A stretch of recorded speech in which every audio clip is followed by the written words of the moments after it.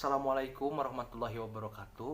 Halo semuanya, perkenalkan nama saya Muhammad Arya Noval Saleh, NPM 100 102 18103 dari Fakultas Syariah, jurusan Hukum Ekonomi Syariah, Universitas Islam Bandung. Jadi pada kesempatan kali ini saya akan menjelaskan tentang perizinan usaha antara bank syariah dan bank konvensional.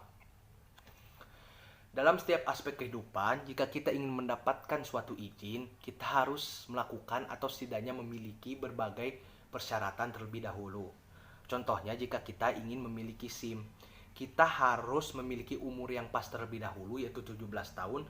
Lalu kita juga diwajibkan melakukan berbagai macam tes mengemudi, agar nantinya itu pihak kepolisian tahu kita ini layak atau tidak untuk mendapatkan SIM. Sama demikian dalam urusan izin usaha suatu bank. Dalam usaha pendirian bank terdapat berbagai macam syarat yang perlu dipenuhi jika ingin mendirikan suatu bank, baik itu bank umum atau konvensional maupun bank syariah.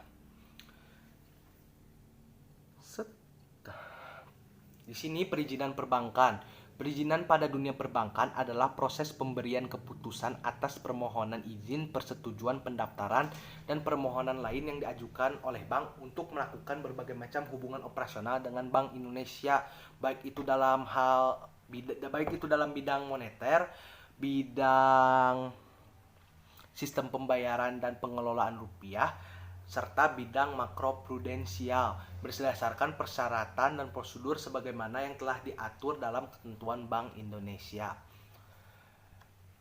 Lalu dari siapa kita mendapatkan izin untuk mendirikan suatu bank? Perizinan bank umum telah ditetapkan pada Peraturan Bank Indonesia Nomor 2 27 PBI 2000 tentang bank umum. Nah, pada bab 2 pasal 3 dijelaskan jika bank hanya dapat didirikan dan melakukan kegiatan usaha dengan izin Dewan Gubernur Bank Indonesia. Pada proses persetujuan tersebut ada 2 tahap. Yang pertama adalah tahap persetujuan prinsip, yaitu persetujuan untuk melakukan persiapan pendirian bank.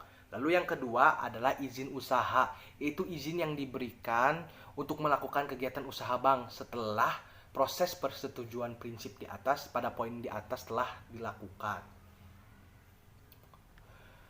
Lalu syarat pendirian bank.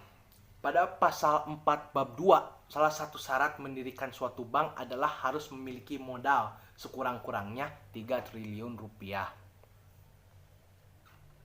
Lalu kepemilikan bank pada pasal 5 PBI 0624 PBI 2004 dijelaskan jika bank hanya bisa dimiliki oleh warga negara Indonesia, terus badan hukum Indonesia, lalu warga negara asing atau badan hukum asing yang secara kemitraan.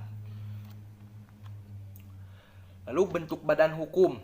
Pada pasal 21 ayat 10 Undang-Undang Nomor 7 tahun 1992 dijelaskan badan hukum untuk bank itu ada 3 bentuk. Yang pertama perseroan terbatas, yang kedua koperasi, yang ketiga perusahaan daerah. Lalu selanjutnya adalah syarat pendirian bank syariah. Pada Peraturan Bank Indonesia Nomor 735 PBI 2005, untuk mendirikan bank syariah itu dibutuhkan dana sebesar 1 triliun rupiah.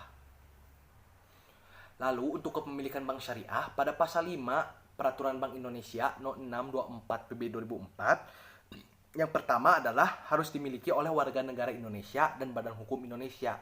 Lalu yang kedua adalah warga negara asing dan badan hukum asing secara kemitraan. Lalu untuk bentuk badan hukum bank syariah pada pasal 21 ayat 10 Undang-Undang Nomor 7 tahun 1992 dijelaskan yang pertama adalah perseroan terbatas, lalu koperasi, lalu yang terakhir adalah perusahaan daerah. Lalu tadi kan sudah dijelaskan jika ingin mendirikan suatu bank itu harus mendapatkan izin dan pengawasan dari Dewan Gubernur Bank Indonesia. Nah, teruntuk bank syariah di samping harus mendapatkan izin dan pengawasan dari Dewan Gubernur Bank Indonesia, harus juga mendapatkan pengawasan dari Dewan Syariah Nasional dan Dewan Pengawas Syariah. Pada pasal 1 angka 9 Peraturan Bank Indonesia No. 624 PB 2004 dijelaskan DSN adalah dewan yang dibentuk oleh Majelis Ulama Indonesia yang bertugas dan memiliki kewenangan untuk memastikan kesesuaian antara produk, jasa, dan kegiatan usaha bank dengan prinsip syariah. Lalu pada pasal 6 huruf M UU Perbankan No. 10 tahun 1998 tentang perubahan UU No. 7 tahun 1992 tentang perbankan, dalam suatu lembaga perbankan Islam harus dibentuk Dewan Pengawas Syariah. Lalu kenapa pada bank syariah harus diawasi oleh DSN sama DPS, supaya nanti kegiatan usaha pada bank syariah itu tidak melanggar prinsip-prinsip syariah. Karena pada dasarnya bank syariah itu memiliki prinsip yang berlandaskan pada Al-Quran, hadis, dan ijma para ulama. Lalu kesimpulannya, dalam hal mendirikan bank harus ada syarat dan ketentuan yang harus dipenuhi terlebih dahulu. Perizinan pada bank syariah dan bank konvensional sudah diatur dalam Undang-Undang Perbankan yang dibuat oleh Bank Indonesia sebagai bank sentral. Namun yang membedakan bagi bank syariah, pihak DSN, DPS, dan MUI harus ikut serta mengawasi proses perizinan pada bank syariah tersebut. Perizinan usaha yang diberikan oleh lembaga yang berwenang di atas adalah untuk memberikan kepercayaan kepada masyarakat apakah bank tersebut layak atau tidak layak untuk didirikan, karena suatu perizinan yang tepat akan membawa dampak yang baik bagi perekonomian bangsa ini. Baik, sekian dari saya. Mohon maaf bila terdapat banyak kesalahan. Billahi taufiq wal hidayah. Wassalamualaikum warahmatullahi wabarakatuh.